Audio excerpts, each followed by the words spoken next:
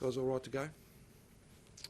First of all, there are 18,822 confirmed aggregate cases of coronavirus in Victoria. That's 113 new cases since yesterday's update.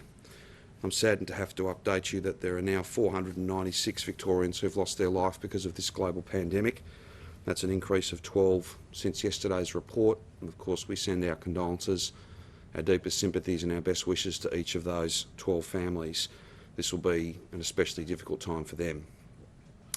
They include one male in their 70s, two females and one male in their 80s, 5 females and 3 males in their 90s, and all 12 of those deaths are linked to aged care outbreaks.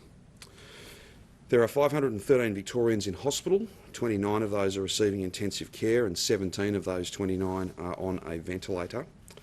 A total of some 2,178,012 test results have been received, which is an increase of 19,863 test results since yesterday. And again, we just make the point how grateful we are and how pleasing it is to see so many Victorians coming forward to get tested. I want to thank each and every one of those almost 20,000 Victorians whose results came through yesterday. And nothing in many respects is more important than us having the most complete picture of where this virus is presenting, how it's presenting, and that's why it's so important that people, as soon as symptoms begin, even very mild symptoms, please come forward and get tested. Visit one of those more than 190 test sites across the state. The turnaround time now is, because of volumes and some other improvements. I'm so grateful to our lab staff across both the public and the private sector. We've got the averages now down to just under 1 day, so some will be a little earlier than that, a little quicker than that, some will be a little longer, but coming forward and getting tested as soon as your symptoms begin, even if they're very mild, staying at home till you get your result, it's a massive and powerful contribution that you can make to our collective fight against this virus. So again, thank you so much to nearly 20,000 people whose results came through yesterday. There are 4,197 cases with an unknown source. That's 46 additional that have been closed out via the coronavirus detective work that goes on each and every day.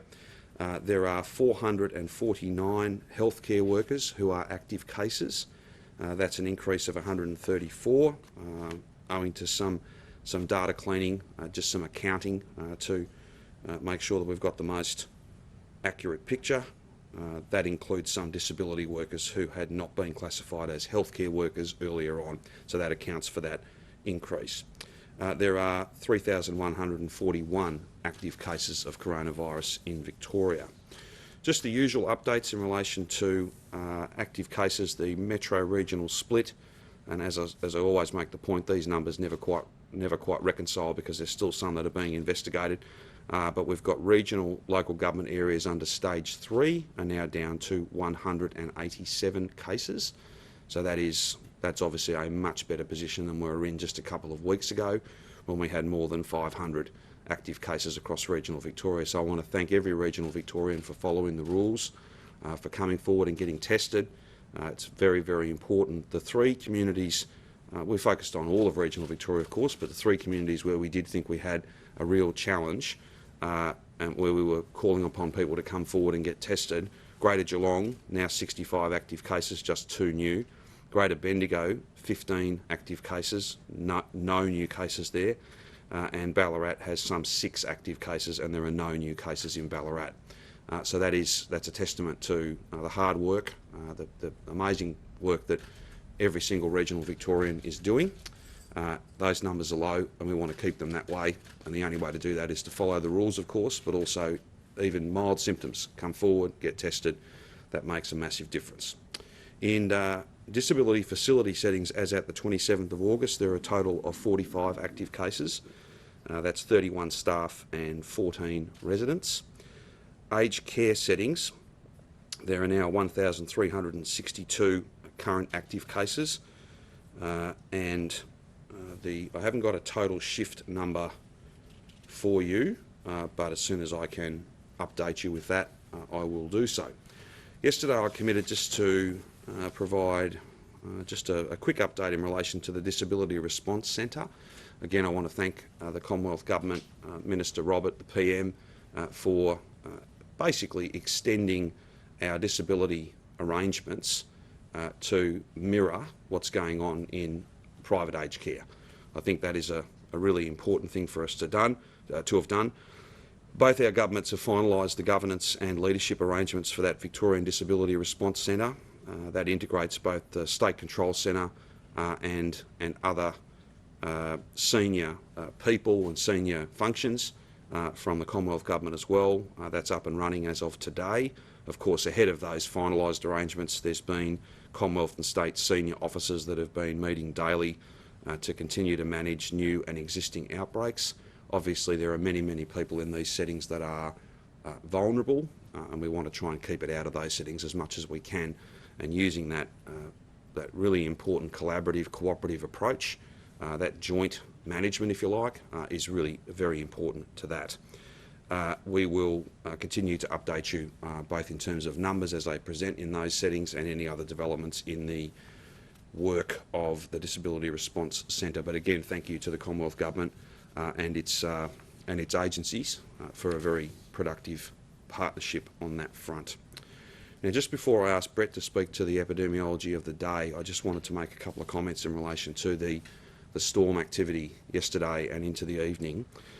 As you know, 3 people have tragically lost their lives in those storms overnight. A 4-year-old boy died after being struck by a tree in Blackburn South. He was taken to hospital with critical injuries, but sadly he died later last evening. A 59-year-old Tacoma man died after a tree fell on his car. Now, investigators have been told that a car was leaving a shopping centre car park when a tree fell and crushed the vehicle just after 6 p.m. last night, but those investigations obviously will be ongoing.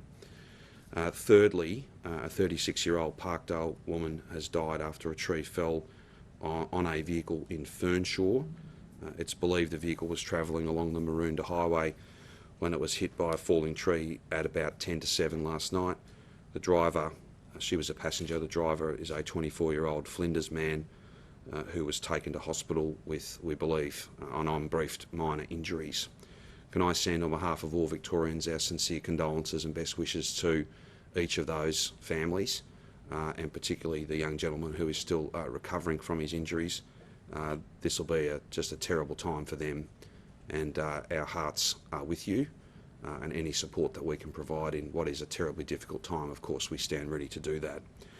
I just want to give a shout out to the SES. They are just amazing people. Whenever we need them, whenever we call upon them in sometimes the most extreme circumstances, they're always there. And I've been honoured and privileged both as a local member and in other roles I've had over my time in public life to meet many people in the State Emergency Service. They do just such an amazing job, and I want to thank each and every one of them for the work they've done overnight and indeed the work that they'll continue to do for many days.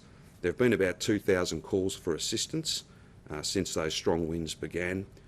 1,600 jobs or tasks have been completed, and the SES are working on the remaining calls as quickly as they possibly can. The majority of those calls, some 85%, are about felled trees, and about 10% relates to building damage. Mount Evelyn, Belgrave and Croydon have been the most affected suburbs. Now, I can confirm that there's about 56,000 households that have been affected by unplanned power outages. The majority of those are across the central region.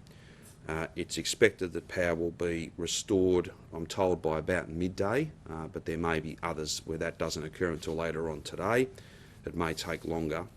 The final point I wanted to make in relation to the storms, this has been well publicised, but it's important just to remind people again, the Sylvan Dam water treatment plant did lose power last night. That power's been restored since, but it's very important that, and this is the advice of Yarra Valley Water, that there may be some undisinfected water in the system. So Yarra Valley Water's issued a precautionary boil water notice. That advisory is very, very important. We don't want people getting sick from potentially consuming water that hasn't been through that treatment plant properly. And of course, we appreciate the media's help in getting those messages out. Now, just finally, we know that this is not an ordinary storm event because, of course, it occurs in the midst of very strict coronavirus rules. We have, I think, if not already, then we will very soon, so literally in the next hour or so, we will have detailed Q&As, detailed advice and guidance to anybody who needs to go and render emergency assistance, people who may need to act outside the rules for the purposes of supporting someone. That, of course, is not an invitation for people to do things that don't absolutely need to be done, but we do recognise that with the volume of work, and even though the SES do such an amazing job, there will be other arrangements, there'll be other needs that need to be met, perhaps by a family member. That advice, that guidance will be up on the website as soon as possible, and again, we'd be grateful if there's any way in which you can include some of that in your coverage. That would be, I think, of great benefit to those who've been affected. We know and understand this is unique, and we don't want those coronavirus rules to make it any harder, but we just have to find that balance point, and I'm confident that we can. So again, our sympathies to those who are grieving today because of this storm event, and of course our gratitude to every member of our emergency services, but particularly our state emergency service, who do such an amazing job. Whenever we call upon them, we're very grateful to each of them. I might now ask Brett just to speak to the numbers for the day, and then of course we're happy to take any questions you have. Thanks, Premier. I might actually start with the Yarra Valley water issue, just to emphasise that for a boiled water advisory, we do ask households to bring their water to a rolling boil and to use it for all consumption. So whether you're drinking it, using it for brushing teeth or making ice, just make sure that that water is boiled to a rolling boil before it's used. Obviously let it cool down to make it safe for kids as well. It is a very broad boiled water advisory, but I hope it's not going to be in place for too long. Obviously the Sylvan Reservoir is back up in terms of its disinfection procedures, but there'll be some water in the system that needs to move through, so that will be updated as soon as that boiled water advisory can be lifted. On numbers, you know, we're clearly still trending in the right direction. It's not gotten below 100 yet. I do expect that to happen, if not over the weekend, by next week. If trends continue, we obviously have to hold the course here. I was speaking to a woman in the Latrobe Valley yesterday, and she summed it up for me really. She said, we're all doing it very hard, but when we're doing the right thing, numbers go down. When we're not doing the right thing, numbers go up. It's really as simple as that. At the moment, we absolutely are doing the right thing, and I don't mean that morally, I mean that in terms of the things that work to drive transmission down. There's no question we're doing it tough, but there's also no question that numbers continue to decrease. In regional Victoria in particular, it's very much on track. In Metro Melbourne, it's also pretty clear that we're at half the level of active cases than we were a couple of weeks ago, so it's also very much on track. The pressures on the health system are also going in the right direction, so the number of people in intensive care, those who are ventilated and those who are hospitalised remain pretty stable and slowly decreasing.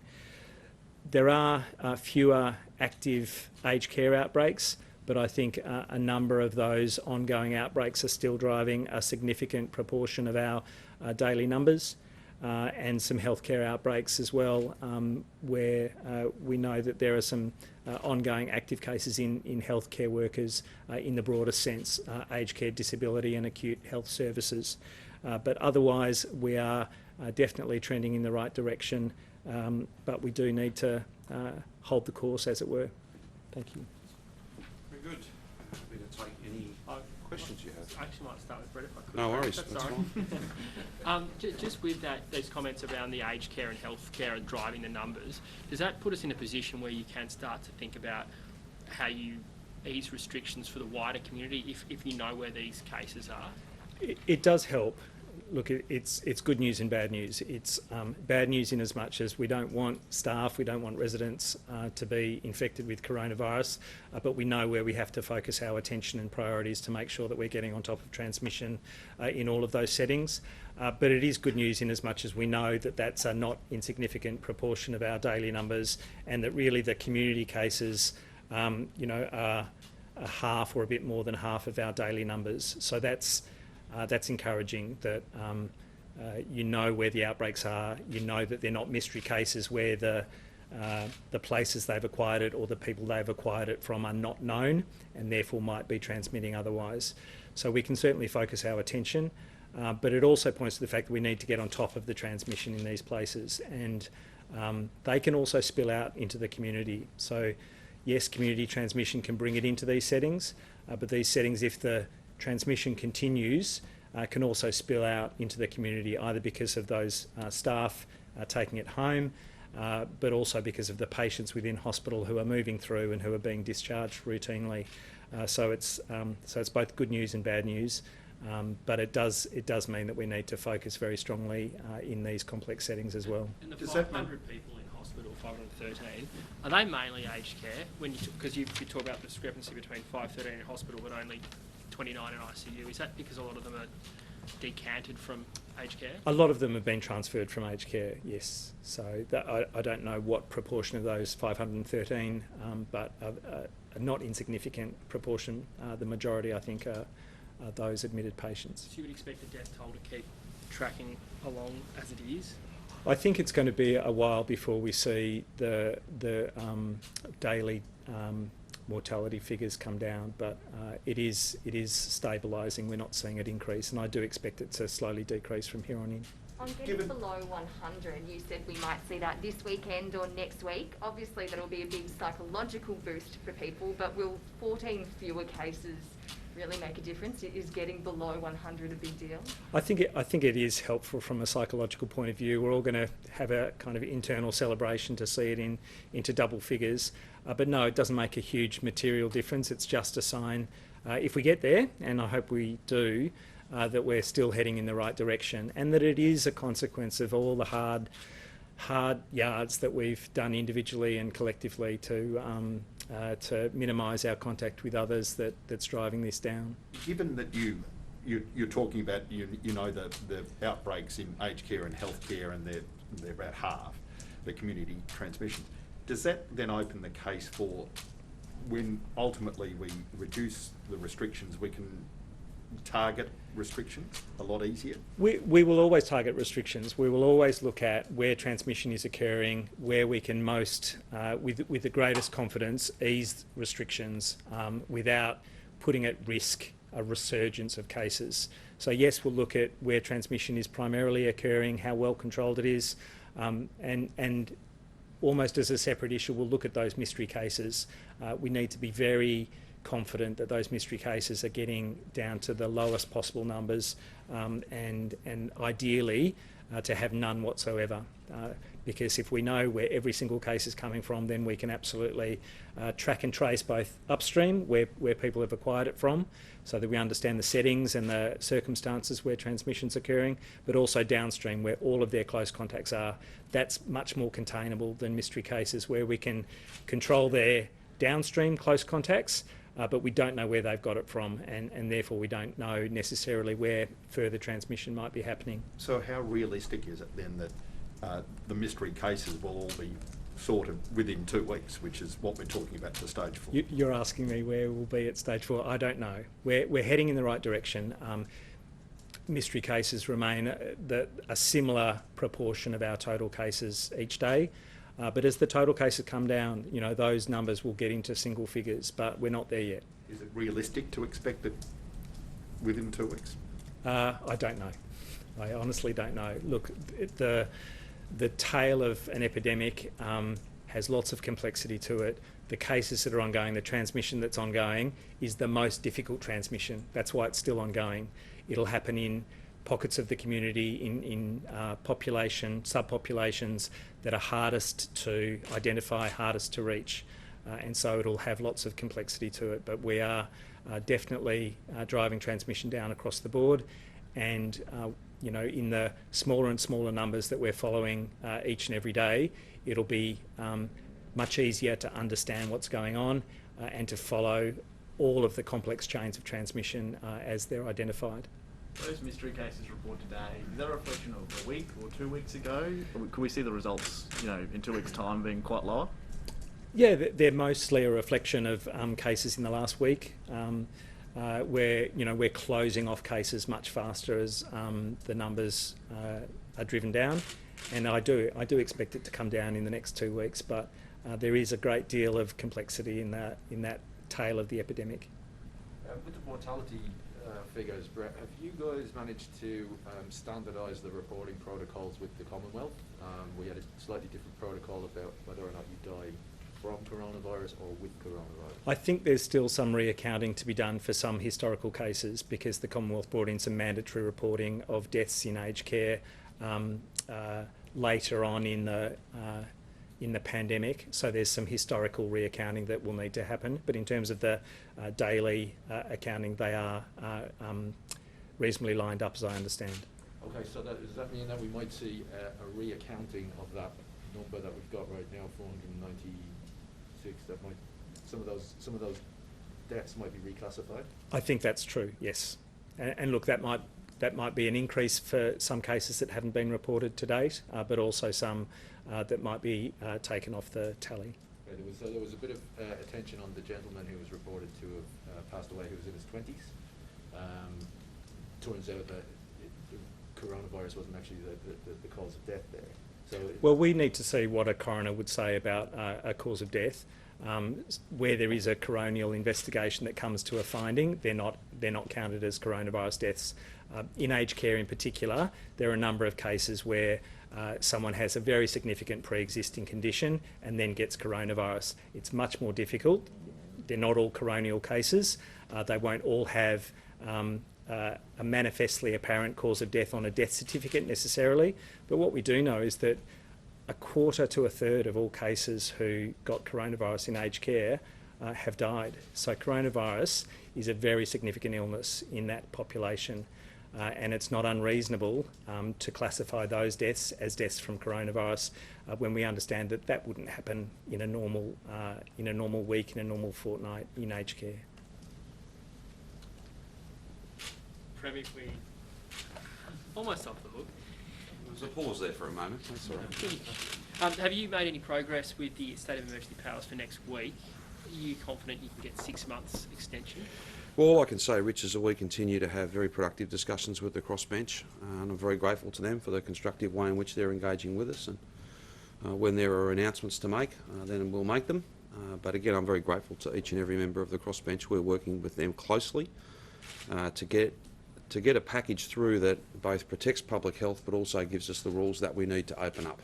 And of course, opening up without the certainty that you can keep a positive case at home for 14 days, for instance, would be almost impossible. On the broader issues of a roadmap, we understand that it is deeply frustrating that we can't necessarily provide every answer to every question. That is the nature of this virus after all. But I would just say there's a very long meeting with all the doctors last night. There'll be further discussions today, over the weekend, into next week. Everyone's working as hard as they can to have the most complete picture of this virus and then to give people the certainty of what does the future look like. Not just to save lives, but to save livelihoods. That is what we are focused on, and we will deliver that blueprint, that roadmap, as soon as we possibly can. But I'm always very keen to make sure that when we lay out plans, we've got confidence in them. I don't want to be having to stand back up here only a short time later and having to revise them all. I think that wouldn't necessarily serve the interests of anyone. But I do appreciate that it is very frustrating that the nature of this virus means you just can't provide everybody with the certainty that they want. I appreciate that fully. The way I'd put it is, at 113 cases, this is very much like a public health bushfire, and we're getting close to putting it out. If we were to reopen at 113 while the fire's still going, not smouldering, actually still burning, then it'd only be a matter of time before it got away from us again. So we need to put the thing out, get it down to such low levels that we can sit on it. We can absolutely make sure we've got confidence that we can contain it. Otherwise, if you leave the thing smouldering, then of course it's only a matter of time before it runs, and then you'll have a situation where we're back into something like a stage 4. Now, again, I'll just make the point, as soon as we can possibly provide that roadmap We absolutely will do that as soon as we can make further announcements in relation to economic recovery and a massive package of investment in jobs and skills and getting some of the strength back into our Victorian economy. Absolutely we'll do that. There's a lot of work going on to that end. I had a very productive discussion this morning with the Lord Mayor about a capital city recovery plan. I'll leave her to speak in more detail about that, and we'll have some more announcements to make soon. Do the Prime Minister's comments, are they helpful, calling on you to release a plan? Oh, I'm not going to be a commentator on the comments of others. I've got a I'm good not word. asking you to be a commentator, but how does it, you're trying to do a job, how does it... Oh, look, I've got a very good relationship with the PM. We work together closely. That's what's important. That's the only thing that matters, really. When it comes to defeating this enemy, this wildly infectious, silent enemy, then all of us have to work together. And that's exactly what we've been doing. And I want to reassure all Victorians that's exactly what we'll keep doing. Because it's not about what team you're on, it's not about what level of government you're from. It's about a common challenge and that common purpose to work together as closely as you possibly can. And look, there'll be opinion pieces written, there'll be views, there'll be interest in these matters, but don't be in any doubt, anyone, we work together well. Just on reopening, are you confident that the contact tracing's been improved? There's still reports of massive delays and people not being contacted until weeks after they may have been infected. Is that a concern? Because you need to get that right for it to Absolutely. be successful. We're always concerned to make sure that we have got that continuous improvement. And I want to give a shout out to all the team, both those who are leading that effort, but also those who are literally on the phones. It's a big team. It'll remain a big team because we will need to be, it'll need to be next level if we're going to keep the low numbers low. So, again, the national dashboard is basically reporting that we're getting to all of our interviews within 24 hours. Anyone we can't get for reasons of, for instance, they don't want to participate in an interview, or despite our best efforts, we don't have the best contact details for them. We're out there door knocking them, door knocking close contacts as well. If I can get you an update of that on that over the weekend, I will. But it's many, many thousands of doors that have been knocked on now, and we're grateful to authorised officers as well as the ADF for that. But I'm confident that we've got the skills and the experience, and we've got the team assembled to be able to do that coronavirus detective work once we do open up again, to keep those numbers low. That's a really important part of it. Is it Premier. too early to think about more leniency for those near the South Australian border, no COVID cases in their communities but find themselves out of that 40-kilometre bubble? Yeah, look, I'm happy to raise that with the South Australian Government.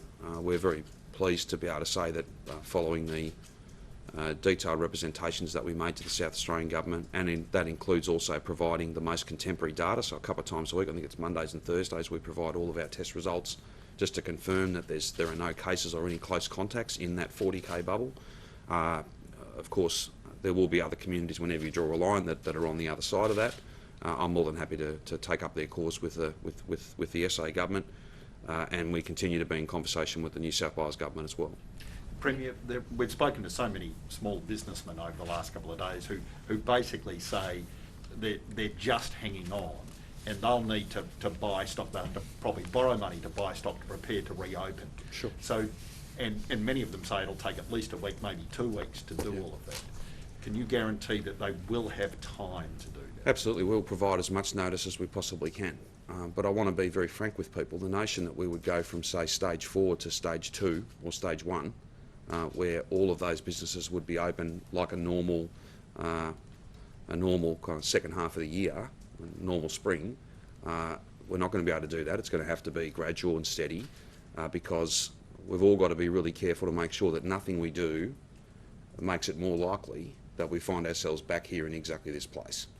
We want to defeat this second wave and defeat it properly, and then that means that we can avoid a third wave, or at least it's much more likely that we can then find that COVID normal and have a longer term plan that gets us well into 2021. Hopefully a vaccine comes at some point during next year, and then things are in a very different place. But it will be, no rule will be on longer than it needs to be, and no stage will be longer than it needs to be to protect public health, to save lives, but also to save livelihoods as well. And we'll have many announcements that we will make in the weeks and months ahead around economic recovery, the government playing its part to stimulate demand and confidence, all of that work, and to stand beside every single person who has been terribly injured by this. This is a very, very challenging set of circumstances. We've never faced anything like this before. And it won't be quick. It will take a lot of time for us to repair that damage and to support people, and we will be there with them. So can you offer them a glimmer of hope that there will be some form of change for them after September the 13th, given the figures at the moment? What I hope to be able to do is well before then, and what I'm very confident we'll be able to do is well before then, we will be able to map out, and there'll be asterisks on it. It'll all be subject to case numbers and data and science, and that's, I think people want us to be guided by that. But well before then, certainly before then, we will be able to give people a sense of what the weeks and months to come look like. Some of it will be broad, some of it might be quite detailed, but it would all be based on how much virus is there, are the numbers low enough. I'll just go back to my point before. If you were to reopen on Monday, say, at 113, 100 cases, then they wouldn't be at 100 for very, very long. We would finish up pretty quickly back where we were 3, 4, 5 weeks ago. That would be of no benefit to anybody. So I appreciate, and there's a lot of feedback, listening to a lot of people. It's very challenging, and the greatest frustration amongst this, really, in many ways, one of the greatest frustrations of this virus is that you just can't provide those definitive and certain answers to all the questions that people want answered. And I understand why, and that's why we're all working as hard as we can. As I said, a long meeting last night. There'll be more and more meetings in the coming days with all the doctors, with all the experts, just to get that most complete picture, and then to make not guesswork, but trying to make as evidence-based as it can be, detailed decisions about a plan. And as soon as we are able to share that with the Victorian community, again, based on the data, we absolutely will. So, Premier, it sounds like in a few weeks' time, Melbourne will still be in lockdown just under stage 3. Well, I'll just say to you again, the notion of going from stage 4 to stage 1 or stage 2, I don't think there's a jurisdiction in the world that's been able to do that. I suppose that's just what Melburnians have to look forward to in a few weeks' time? Well, I don't think anyone's looking forward to any element of this. This is a very challenging thing. It's widely infectious. It's deadly. We need to defeat this second wave, and we need to do it properly, and we need to do it in a comprehensive way. That is the best way for us to guarantee that we can then have a clear run at rebuilding and recovery, and not simply, half defeat the second wave and then just really set ourselves up for the inevitable third wave. That's not what we want. We want to do everything we can, and that's why I'm so deeply grateful to every single Victorian, and I am so proud of every single Victorian, and it's the vast, vast majority that are doing it tough, but they are doing what is necessary. That's how we will defeat this second wave, and it's how we will then be able to, and not just for a week or two, we'll be able to have a clear picture based on the science, based on the data, based on the best of advice, a clear picture about what the weeks and months ahead look like, and, can I say, the sort of support and activity that we will provide to workers, to families, to businesses, to communities, to everybody across our state. And let's be clear, we talk about Melbourne a lot because, yes, there are different rules in Melbourne, but I've got a message for everyone in regional Victoria too. We know there's been significant damage done in regional Victoria, and we will stand with every community, large and small, particularly those who are a long way away from Melbourne, where sometimes the power, the influence and the impact of the government's spend, the government's effort, can mean even more. So that recovery job, that big job of repair and rebuilding and recovery, will include every part of our great state. Just back on the borders really quickly, the PM said he's against having a hard border anywhere and would like that to not be. That's certainly been the federal government's position. Do you support that? Is there anything you can do to mitigate those risks if that was to come to pass? Sorry, Mark, Do you support that, or is there anything we can do from the Victorian side to mitigate the risks? Look, I've tried to be as frank and as fair as I can be on this. So where there's things we can do to try and make a difficult set of circumstances a little easier, not easy, but a little bit easier, then Jacqueline Symes, who's the Minister with responsibility for these issues, and where necessary and where appropriate, I've got involved in it, and we've had some good outcomes. Is it everything that everyone wants? No, and we're happy to keep working on that. But I'm not critical of Stephen or Gladys for closing their border. I know it's tough, I know it's really difficult, but I understand where they're coming from. And if the situation was the other way around, then we would have done the same thing. So the PM has a view, and he's perfectly entitled to have that view. We've got to get these numbers down to the lowest level possible. That's what will facilitate and make possible some of these border shuts coming off and people being able to move much more freely. Can you offer some further clarification? Sorry, just earlier you said there will be some updated advice or guidance for people who might need to bend the rules to provide essential support, especially after last night's tragedies. So in terms of the storm, So in terms of the storms, I'll give you a couple of examples.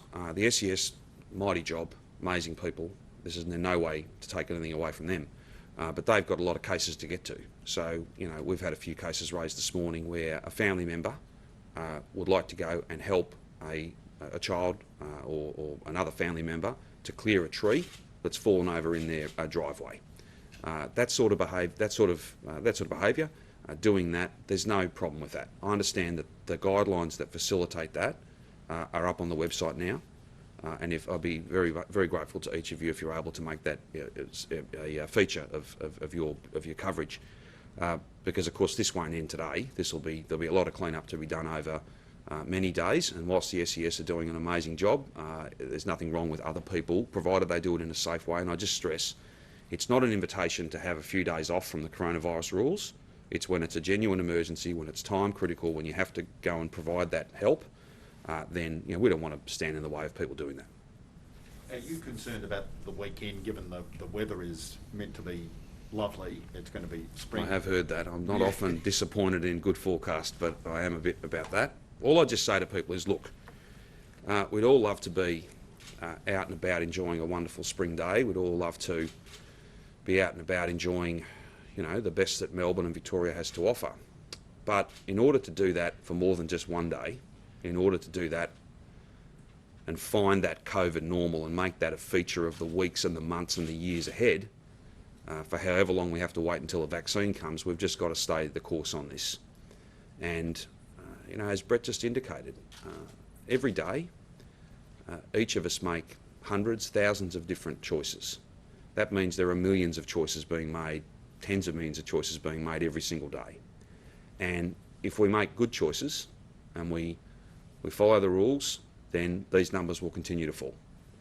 If we somehow think that it's over because we want it to be, and I know we want it to be, we all want this to be over, but we have to accept the reality that it isn't yet.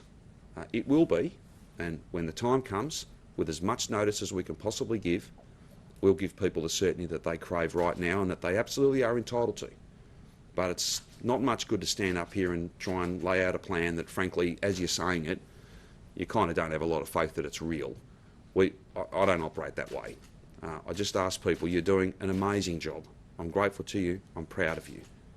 We will give you the plan and the certainty as soon as the numbers, the science, the data allows us to do that. And that will be, at least in broad terms, that will be before the 13th. We'll give people as much notice as we can. Premier, on the Belton Road initiative, why did you not take up recent offers of briefings from ASIO, the Australian Signals Directorate, and the Office of National Intelligence on their concerns about the security implications of the BRI agreement with the Chinese government? Well, there was a briefing for National Cabinet, which I had a conversation with the Prime Minister about many other things, and the conversation included just at the end that he was quite understanding of the fact that I had a bit on at that time, so we then arranged to have a one-hour briefing. I haven't had a chance to do that yet, but I will. Nothing more or less than that. And did you receive a letter from the Prime Minister sometime in June about laying out his concerns about the BRI? Oh, his views have been well known and well understood to me. And again, I'll just make the point. Again, it's not exactly the most important issue of the day from my point of view. I was very clear yesterday. I think not to quote myself, but I think I made the point that I was in no way critical of the method in which the Prime Minister communicated the decisions that he announced yesterday. Whether it's a letter, a phone call, a text, you know, send me a fax if he wants. I'm not, like, that's not the issue. That is not the issue. We talk often. I dare say we'll talk over the course of the weekend about all sorts of different things. I doubt very much whether these issues will be things we'll talk about, because from my point of view, and if I can say, I think the vast majority of Victorians would want me to be focused on the things we've been talking about today. It's not that these other matters are unimportant. There are just, I think, some bigger and more important things for us to be focused on just now. So that, to Nick's question and the question that many people in Victoria are asking, you know, when will this end? What's our pathway out? I'll get those answers to Victorians as soon as I can, as soon as the data and the science allows us to give people that certainty. Do you think you're being undermined? No, Rich. The only thing I'm focused on is the job that I've got, and that is to defeat this second wave, and then to work as hard as I possibly can, leading a team that is 100% focused and committed to repairing the damage that this pandemic has done, to growing jobs, to saving lives, of course, but also saving livelihoods, and making sure that Victoria is back where it always should be and where it so proudly has been for a long time, in front, leading our nation. That is what we will do in terms of jobs and employment, economic activity, all the other things that are a strength. We will deliver that. That's a lot of hard work, but that's what I'm focused on. Not on some of these other matters. But surely the Prime Minister joining the chorus of people saying we need a roadmap and we need it now and you need to be transparent, that doesn't help you, does it? Oh, look, to be honest, I'll leave you to analyse that. I'll leave you to opine about what that might or might not mean from my point of view. I work very closely with the PM. If he's got a problem, if he's got something he needs, he picks up the phone and rings, vice versa. Ultimately, you know, this is not about Prime Ministers and Premiers. It's about patients in hospital, it's about a pandemic, and it's about getting to the other side of this and the repair job that all of us are 100% committed to. That's what I'm focused on. You know, there's always intrigue about this. How can two people from the opposite sides of the fence have a productive relationship? Well, because that's what our nation and our state needs. That's how, and that's why. Where would you like to see the grand final played? It can't be just over the road. That's entirely a matter for Melbourne, at the MCG. But I think we all understand that that's going to be very, very difficult. Alternative arrangements are a matter for the AFL, and I'll be confident that Gil will be, you know, working through those things as best he can.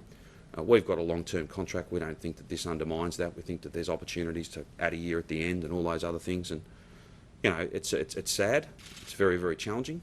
But you know, there's no part of our community that's been untouched by this, and that's why the repair job, that rebuilding work, is so important. While we're so committed to it.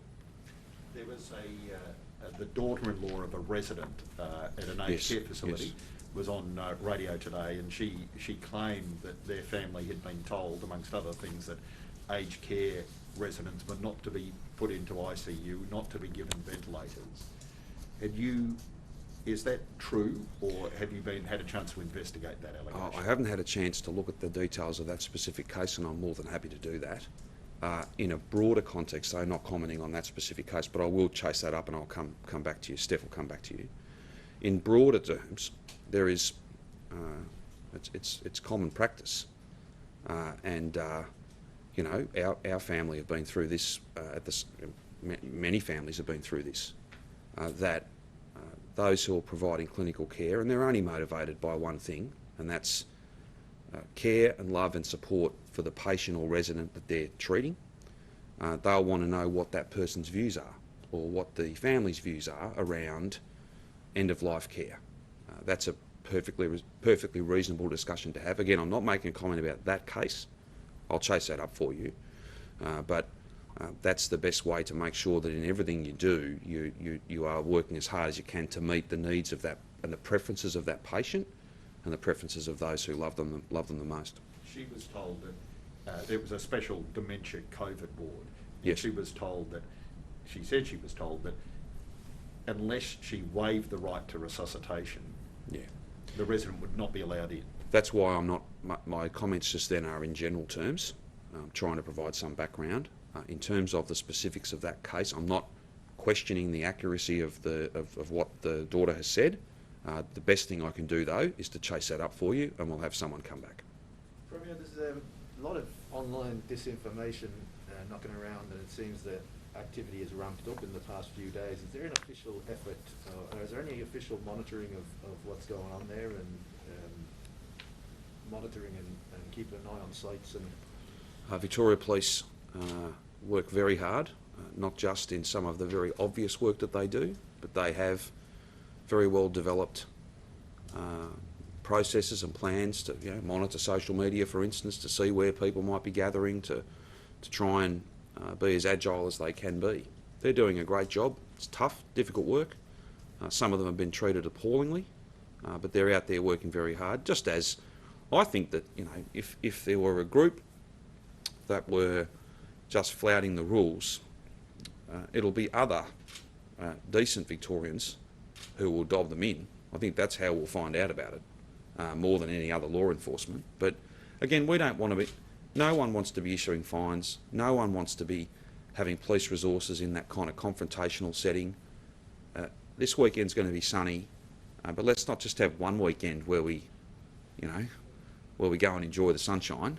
Let's defeat this thing in its second wave, and then we can open up gradually, steadily, progressively, and then we can have that COVID normal, not just for a weekend, but for weeks and months to come until a vaccine arrives. That's what we're aiming for. So I just urge people, please do the right thing this weekend. But again, I know I've said this a lot, because I think it's important. I don't want the poor decisions and the poor choices of what I think is a relatively small number of Victorians to detract from the amazing work that the vast majority, and I think a growing number of Victorians are doing. I think it's unfair to take away from the work that they're doing. Many, many people doing it tough, but at the same time, they're doing the right thing, the correct thing. They're doing the things that ultimately continue to drive these numbers down. Sure, but we're seeing organised and orchestrated attempts to undermine the state's and Victoria Police won't hesitate to act on that. And again, on the issue of protests, for instance, it's not safe, it's not smart, and it's not lawful. And Victoria Police will do their level best to make sure that that doesn't happen. Beyond that, in terms of the detail of how they might do that, I'd leave it to Shane Patton or one of his police command members to take you through that. Are you able to explain in a little bit more detail about what exactly a COVID normal will look like? Well, in broad terms, a COVID normal will be typified by very, very low case numbers. There will be some cases, there will be some outbreaks. We will have pubs, restaurants, cafes, other workplaces open. We will have people being able to move freely. We may have masks still in some settings. We, of course, will still have the physical distance, hand hygiene, cough etiquette, all of those things. We'll still have the daily call for anybody with symptoms to come forward and get tested. We'll have people back at work. We'll have economic activity, and we'll have a massive plan of investment and support to repair the damage that this pandemic has done. That's what COVID normal will look like. And I want that to be the longest and most stable that it can be. And that's why we can't open up too soon, because like a fire, if we just leave it there smouldering, not having done the job properly, then it's only a matter of time before it will take off again and we will be back where we started. No one wants that. So again, this is the key point. It won't be normal. It has to be COVID normal, because until a vaccine or some other treatment, and we did have some excellent presentations from some of our clinician researchers earlier in the week. So again, there's no expense and there's no effort being spared to try and get us to that place. But there will have to be some rules. One other feature I probably should add in the context of next week's parliamentary sittings, if you've got it, you'll need to be at home for 14 days. That'll be a significant part of COVID normal. And we'll have to have the legal authority to make sure that you are. And when can Victorians expect that massive investment plan to be announced? Well, we have a budget later in the year, and we'll have many announcements to make between now and then. The key point here, though, is that until you get the health problem fixed, like it's very difficult, I should say. It's very difficult to create demand and confidence and customers for businesses that are closed. So we have to get these case numbers down, open up those businesses in a staged, in a planned way, and then do everything we can to make sure that we've got people in work, we've got people out and about in that COVID normal. That's what we're working towards, and we know there is very significant damage that has been done by this pandemic. We will spare no expense, nor will we, no effort will be spared to repair that damage. I said yesterday, and I'll make the point again, that we came into this with a very strong state budget, and just as the Governor of the Reserve Bank and the head of the Federal Treasury and the Prime Minister and the Federal Treasurer have made the point, not quite in these words, but I would make this point: you've got to use the state budget, the strength in the state budget, to protect household budgets. And the first thing to do there is make sure people are in work. And we'll have many, many significant announcements to make around that. It won't be a week or a month. It's going to be a long-term effort. And I think that we are equal to that. And I'm sure that business and workers will work with us. And indeed the Commonwealth Government will be a partner in that too. How important is that COVID Safe app to the new normal you're talking about, and are traders using it enough at the moment? Sure, we had a conversation about sewage testing, and I think that it's very similar. The sewage testing and the app. Ultimately, when the place is much more open, when you've got people mingling with people that aren't in their own household, sewage testing, the app, they really come into their own. That's where you can have surveillance, and then from a contact tracing point of view, that Crossroads Hotel example up in Sydney, for instance, or it could be a pub in Melbourne, where in period of time later in the year, we've got everyone, groups of people back in the pubs, and there's a positive case, and you're not to know who the other 50 or however many people it might be are in that venue. That's when the app really comes into its own. So I'd encourage people to sign up to the app, download the app, and it'll be very, very important. And do you think the contact traders have been using that app enough during the course of this second wave? Well, again, I think that I'm sure you're referencing a report that was overnight. It's not of great utility at this point because, again, logic just tells you if you're at home and you're not really going very many places, then you have a pretty definitive list of people that are your close contacts. That, of course, will change. And when it does, let's hope that everybody has signed up. Everyone's downloaded the app. It'll be very important. Very important. Why not use it now? Because people are going to the supermarket. I think it is being used. Why isn't it access? Sorry. Oh well, I'm happy to try and follow that up for you. But again, we've always been very strong supporters of this. It'll be of more importance once we have the community and the economy opened up. That's the point I've consistently made, and I think the evidence has probably borne that out.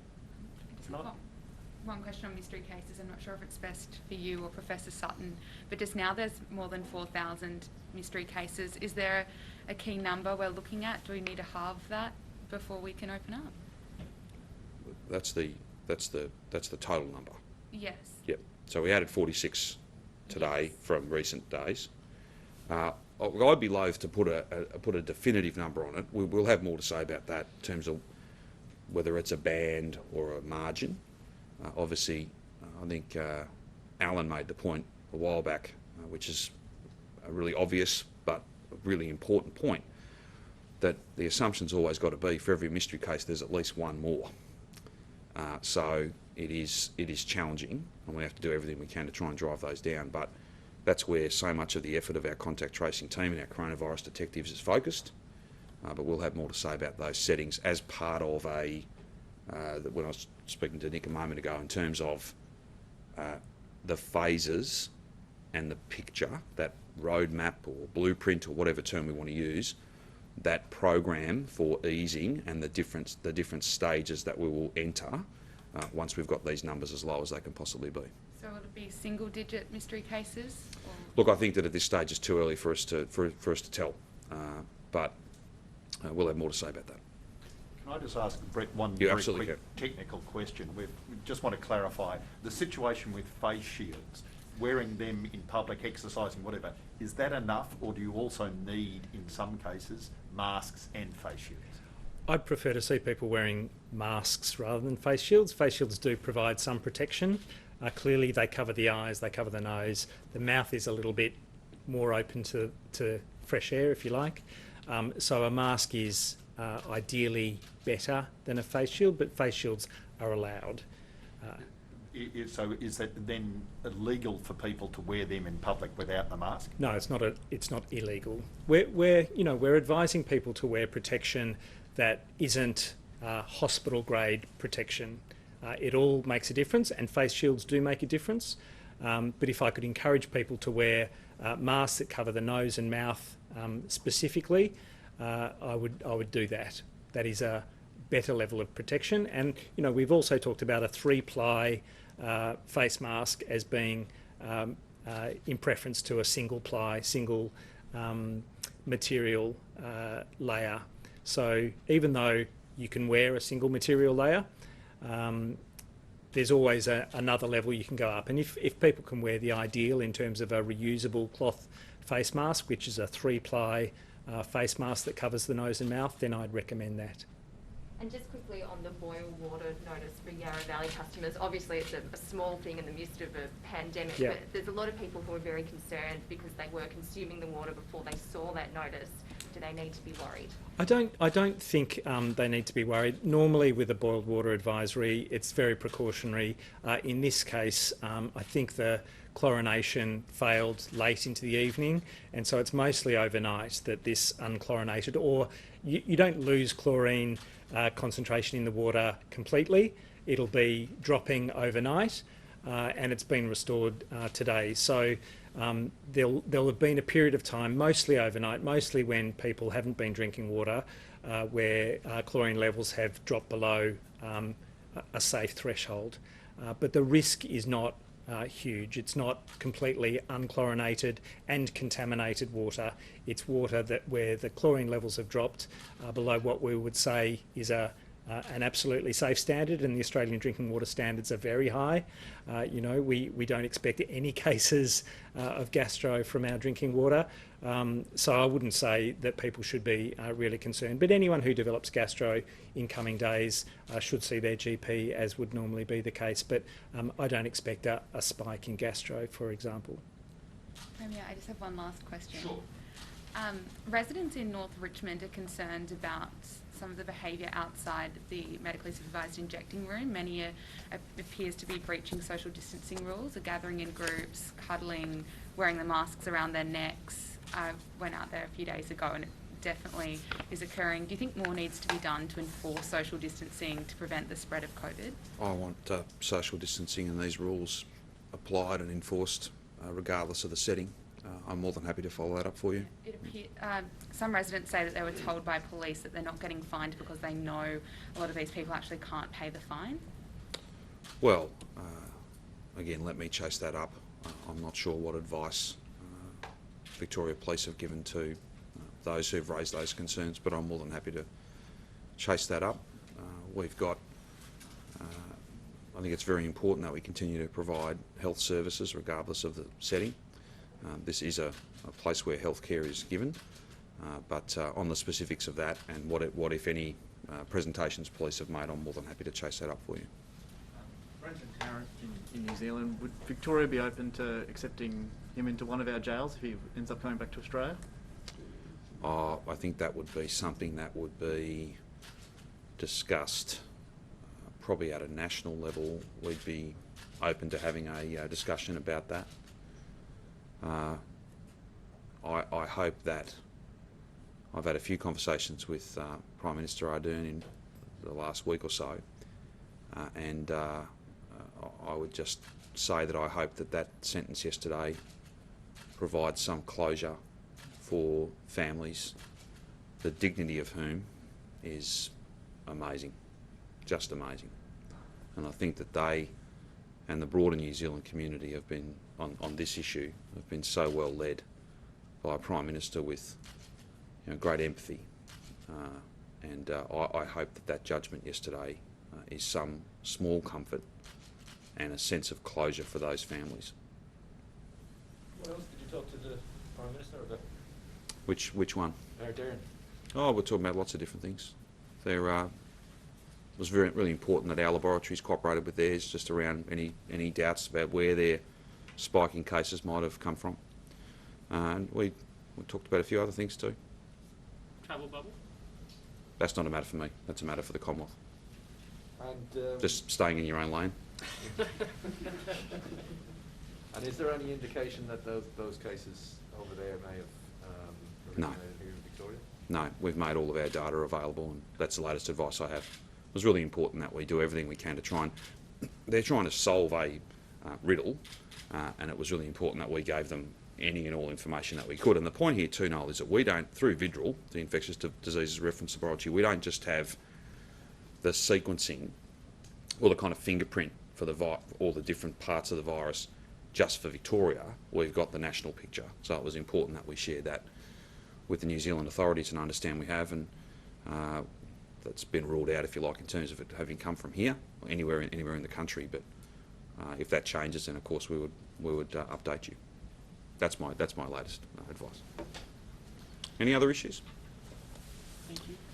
If not, we'll see you tomorrow. Thank you. Thank you.